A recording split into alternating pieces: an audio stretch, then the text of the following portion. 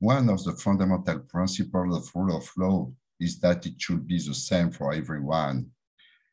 As soon as rule of law ceases is to be the same for all, it's created second-class citizens, leaves rooms for arbitrariness, and is an open doors for a form of totalitarianism. An enlightened government should be vigilant to all forms of injustice and make sure that all the bodies that compose it are law-abiding and cannot be instrumentalized for private interest and harm to minorities. In Taiwan, the National Tax Office is currently undermining the effectiveness of the judicial system. A rule of law state like Taiwan should not tolerate for decades a group is at the mercy of a state body that deprives them of their rights. In 2009, Taiwan ratified the International Covenant on Civil and Political Rights, ICCPR. This covenant guarantees in its Article 14, all should be equal before the courts and tribunals.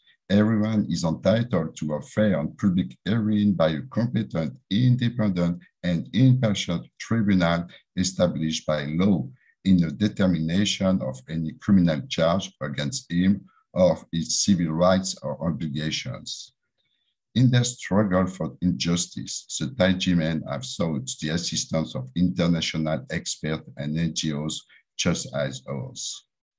As a UN-recognized NGOs, our contribution was to bring the case of the Taijimen and the injustice they suffer in Taiwan to the attention of the UN Human Rights Council, where we denounce the way in which the tax weapon was used and misused to harm the Taijimen.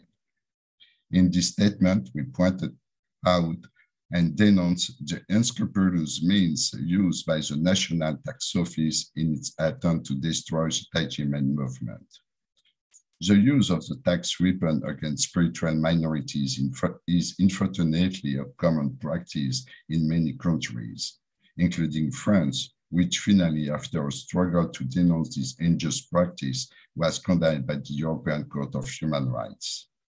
In September, at the 48th session of the Human Rights Council, we renewed our appeal for Taijimen. This time, we highlighted the confiscation of the Taijimen's place of worship by Taiwanese government.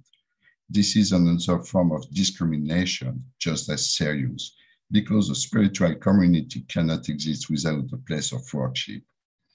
The situation of the Taijimen cannot longer be ignored in the world, and the Taiwanese government must allow the Taijimen to enjoy their rights, their place of worship, and to be free to contribute to world peace without concern.